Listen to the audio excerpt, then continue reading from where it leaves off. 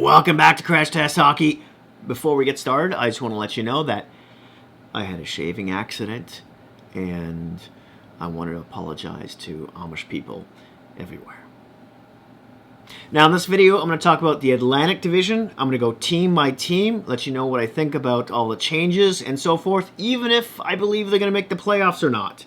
But before we dive in, please give me a thumbs up and smash that subscribe button if you happen to be new to the channel. Insert! So I started filming this August 31st and just recently finished. I'm a new stay-at-home dad and time management has really just uppercut me in the face. So a lot of things like players being waived, PTOs, injuries have changed during the period of time. So please forgive me, please. And now back to the show. The Boston Bruins finished first overall last season, obviously. Second in goals per game. First in goals against. They finished 12th on the power play. First on the penalty kill. They were just amazing. And then, the whole house burned down in the playoffs. This is not the same team. So stop looking at it that way. Let's begin with some key departures. Bergeron, Krejci. Any team that loses their top two centermen, I don't know if they're even going to have a good season. Never mind make the playoffs. Scoring wingers like Bertuzzi, Hull. Ouch. Gritty character guys like Hathaway and Foligno. And then on defense, Orlov. If they had just managed to keep Orlov, they would have had such a good top four. Clifton was really tough to lose. He's a really good depth guy. What a gutting. Key arrivals. Milan Lucic. Nostalgic. He can punch you in the face. Cheap. I get it. No problem. James Van Riemsdyk. Little underwhelming signing there. Besides the power play unit, when he's sitting in front of the net, I'm not sure where else you're going to put him. I mean, third line at best, maybe. His good days are well beyond him. Morgan Geekie, good depth signing. Kevin Shattenkirk, okay, he still has something left in the tank. If someone gets injured, he can move up for a little bit. And Jesper Boqvist. Now, in the more positive side, Pasternak should at least score, 40 goals. Brad Marchand should at least be somewhat of a point-per-game player. Pavel Zacha playing between Marchand and Pasternak is only like 25, 26. He should be having a career year. Maybe look for 70, even 80 points out of the guy. McAvoy and Lindholm are still horses, of course. The goaltending looks amazing still. But they really could use some of their rookies to at least push for like third-line presence.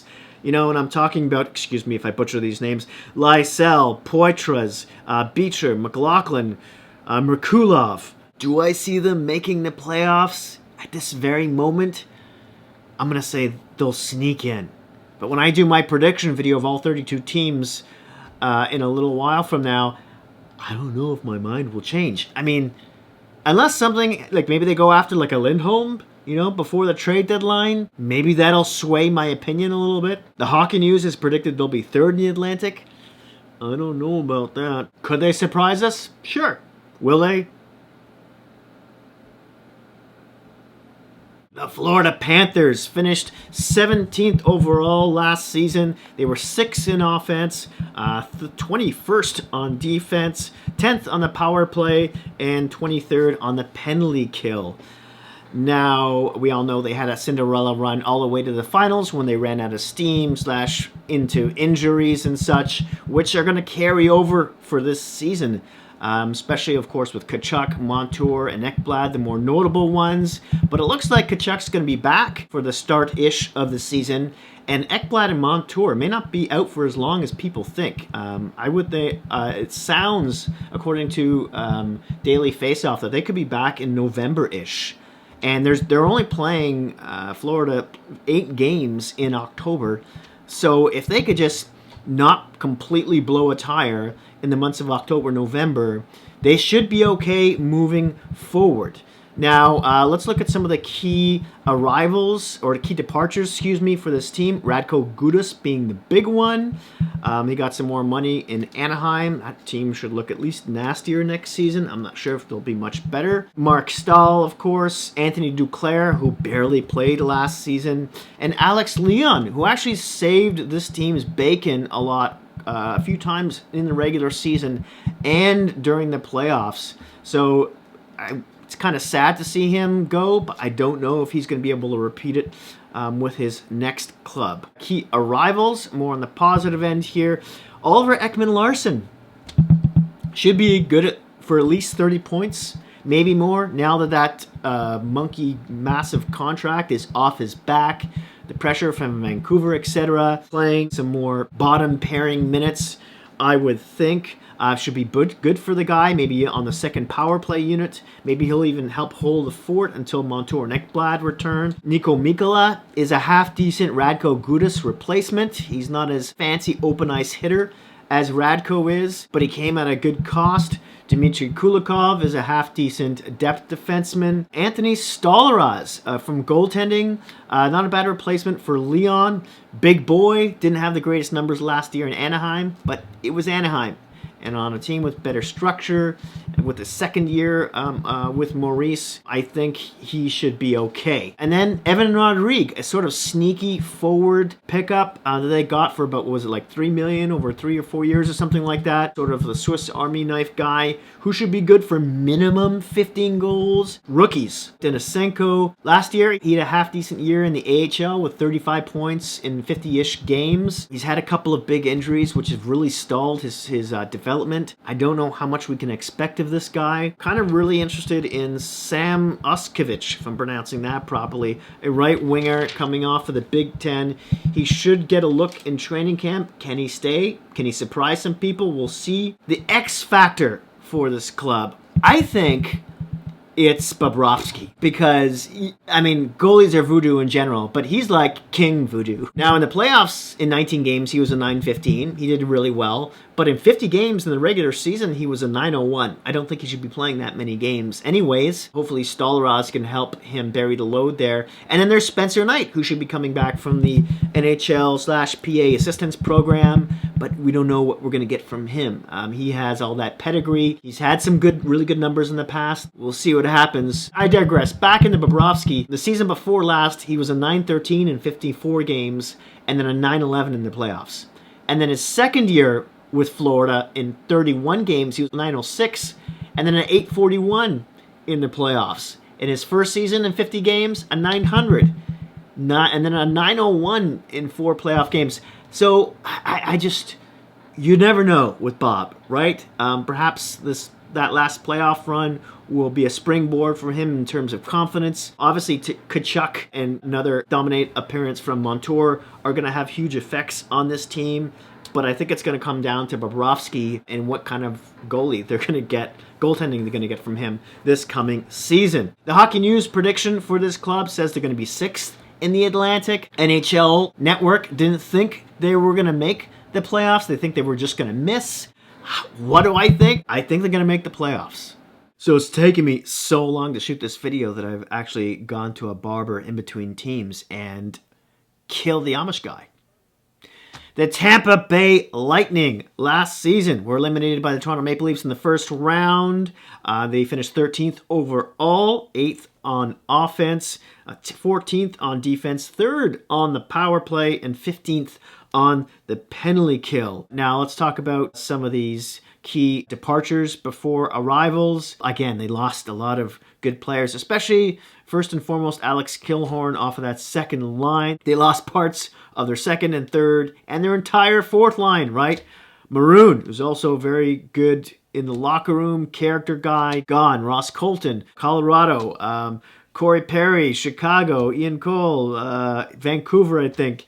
Pierre-Edouard Bellemare, I can't remember. Seattle. And then Brian Elliott, I think, is still unemployed. Anyways, on the positive note, the key arrivals, starting with Mr. Utility winger Connor Sheary. I think he can move up and down the lineup, popping in anywhere from 15 to 20 goals, I believe. Luke Glendening, a decent fourth line center who can win lots of face-offs. Logan Brown, depth guy who's been jumping around the NHL lately, still really young though and big boy. They lately just picked up Tyler Mott, which is, I think, a great pickup. Hopefully he can return to his Vancouver years intensity without the injuries. He should be a shoo-in on the fourth line as well. And on defense, Calvin DeHaan, who I feel like is so underrated, and especially the way he bounces from team to team is just kind of perplexing. But a good 5th, 6th D. And newly minted backup goaltender Jonas Johansson. A bit more on him later. The rookies. We've got Kopke, who could maybe see a few cups of coffee, and Marilla, new guy from Finland, age 25. I'm not sure if I see them much more than injury replacements at this moment. The X Factor. Now, I think most people are going to say, I'm going to go boring and say a goaltender, but it's not Vasilevsky, because he's too important to this club to play more than, 55 games in a season. I know the entire team got some rest after the early exit from the playoffs, and that's important. That'll help. He can't be going into the playoffs tired, and I think that's why my X Factor is actually Jonas Johansson. Now, the only problem is he's only played like 32 games total in the NHL. Sorry, 35 with 3 different teams. He's been in and out of Colorado, Buffalo, and Florida, most recently with the Avalanche, though, and had a really good year last year. Mostly in the AHL, but he played 3 games in the NHL with a 9.32. But his numbers are just so that way. Who knows? I could easily see Tampa looking for another backup goaltender at some point if this kid goes south. Now, he's sort of young, 27, 6'4", over 200 pounds. But again, voodoo. Predictions. The Hockey News thinks they're going to finish 2nd in the Atlantic. The NHL Network, most of the panel thinks they're going to make the playoffs. I find it curious that wasn't a landslide. Do I think they're going to make the playoffs? Of course they are. It's all about where they finish in the standings. The Detroit Red Wings. They finished 24th overall last season. 24th on offense, 22nd on defense, 17th on the power play, 18th on the penalty kill. Now, before the deadline, Yzerman shipped out Hronek and Bertuzzi to Vancouver and Boston, respectively. I always felt that, as happy as I was to see Yzerman jump into the GM chair for the Red Wings, I feel like he jumped the gun a bit and rushed this club by about a season by signing a bunch of UFAs and not letting the team just, for lack of a better word, suck for one more year. Because they really need another, high-end centerman, maybe even to push down Dylan Larkin to 2C. But maybe it's just all in his master plan. Let's talk about key arrivals and departures. Starting with the departures, Kubalik and his 20 goals are gone to the Senators in that trade with the Brinkat, I believe. Zadina, I think, is with San Jose now. We'll see if his pedigree will ever catch up to him. Pius Suter, a decent depth centerman, is now with Vancouver. And Adam Ern, I think, is signed a PTO with Edmonton Oilers. And there's a bunch of other guys, too. Goaltender Alex Nedeljkovic never really panned out with Detroit. He signed a 1 year, I think, with Pittsburgh. There's goalie Magnus Hellberg, defenseman Jordan Osterley and Robert Hagg, and forward Alex Chiasson. Let's talk about the exciting part, which is the key arrivals. Of course, with the big fish and Alex DeBrincat should be playing on that first line with Raymond and Dylan Larkin. Can he make 40 goals again? I don't know. I think 30, maybe more realistic. We'll see how that goes. Centerman JT Kampfer comes across from Colorado. Should be playing 2C. So now they sort of have 2 number 3 centermen down the lineup. I know contenders have gone into the playoffs with that, but Colorado didn't go deep with him as a 2C, did they? But it's a positive thing. Daniel Sprong comes in on wing. His pedigree catches up with him last year in Seattle. He pots in 20-ish goals on like the 4th line with them. Maybe the best 4th line in hockey last season. Big boy Klim Kloston comes in from Edmonton. They really needed to add some more grit and size to the lineup after being pushed around in some games here and there last season. And then defenseman Shane Gossesfire comes in to probably take over that second power play quarterback unit. Justin Hull, looks like they're going to pair up those 2 guys for the second pairing. Ugh. Hull is more of a defensive defenseman, but Toronto probably gave him too many minutes last season. He wasn't playing deep enough, in my opinion, down on their defense core. And then they got goalie James Reimer, which I think is a really good pickup. He didn't have such great numbers last year with San Jose, but San Jose wasn't really playing defense last year. I think he'll be a good tandem with Husso. Husso kind of waned off in the last month or so of the season, and I think Reimer with his experience should help that and even win some games for Detroit as the backup goaltender. They also picked up Alex Leon, which I think was a sneaky good grab. You know, although he may just be starting in the AHL, I mean, he bailed out the Bruins towards the end of the season there, and a couple of games in the playoffs too. So if one of these number 1 or 2 gets injured, Leon should step in quite seamlessly. Moving on, let's talk about the rookies here, especially 2 guys in particular. Starting off on defense with Simon Edvinsson. This guy has got top 4 potential, and of course, top 6 potential. Forward Marco Kasper.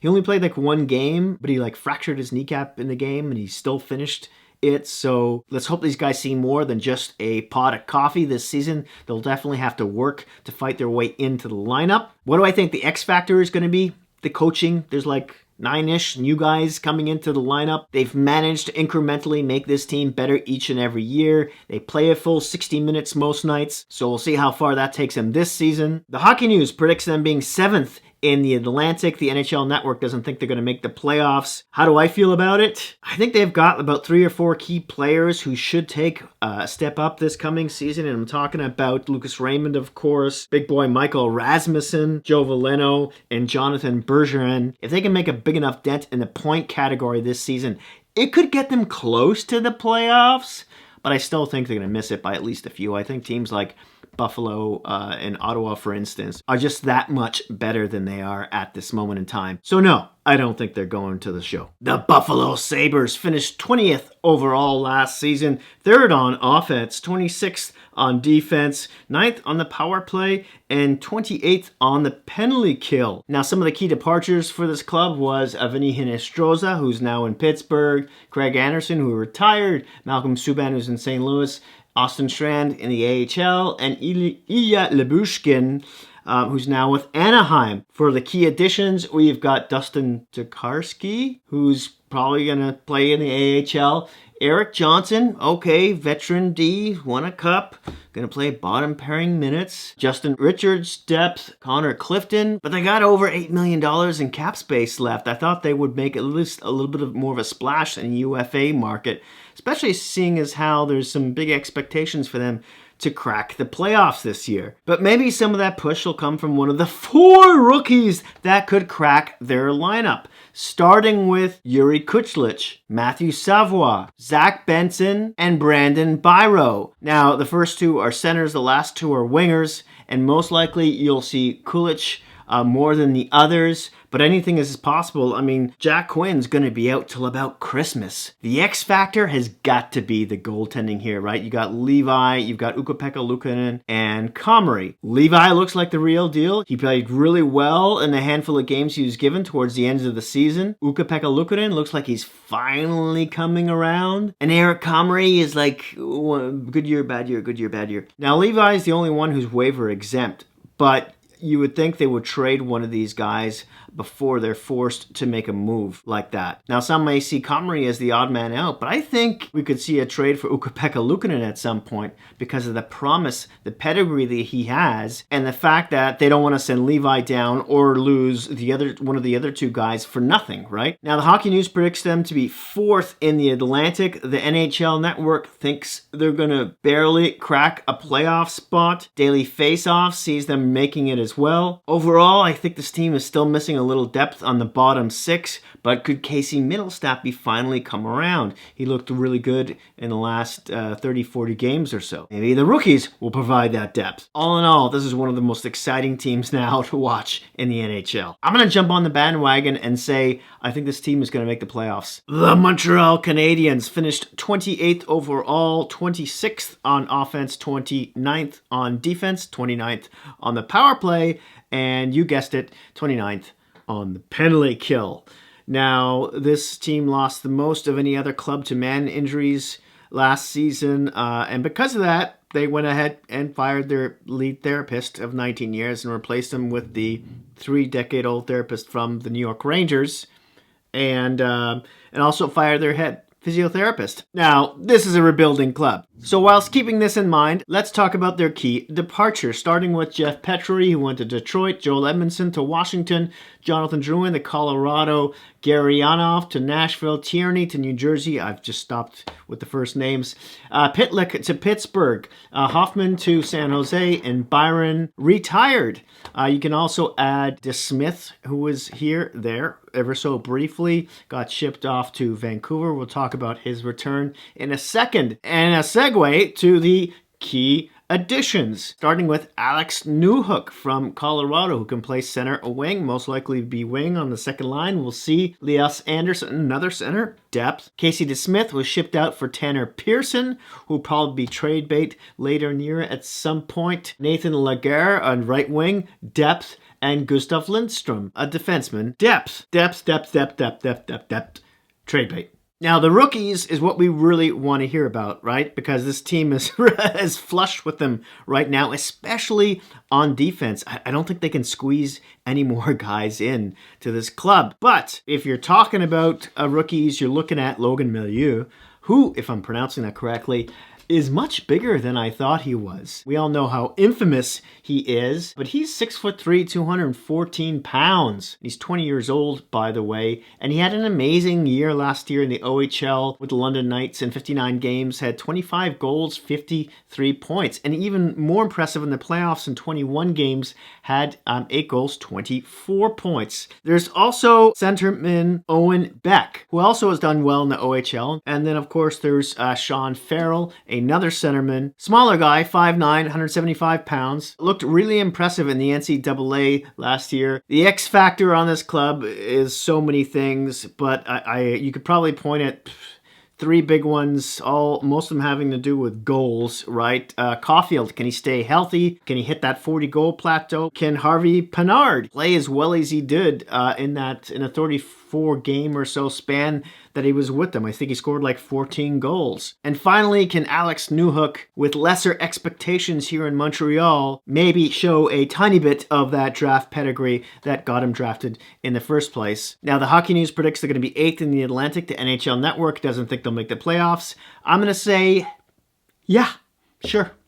The Ottawa Senators finished 21st overall, 18th on offense, 20th on defense, 8th on the power play, and 14th on the penalty kill. This club's Achilles heel, of course, is their slow starts at the beginning of the season, which usually causes them to miss the playoffs. Their younger core players are starting to bloom, so there is reason for lots of optimism. The key departures, Alex DeBrincat obviously went to Detroit, and Cam Talbot went to LA. The key arrivals, Vladimir Tarasenko, can he replace DeBrincat's production? Kubalik is nothing to sneeze at either. Zach McCoon is a decent fourth liner. And Jonius Korpisalo, with a 5-year deal, might be on a club with one of the best defenses he's ever been behind. Not to mention Forsberg, who should be pushing him as well. The rookies, starting with forward Ridley Craig. He plays center left wing. He's 21 years old. From Alberta, 6 foot, 181 pounds. Plays with a lot of bite. Then there's Hulkster Tyler Clevin, 6'4", 200 pounds, 21 years old, from North Dakota. Left shot D played 8 games last season with 2 points. Brandstrom might want to look over his shoulder from time to time. And lastly, Igor Sokolov, the hulking behemoth at 6'5",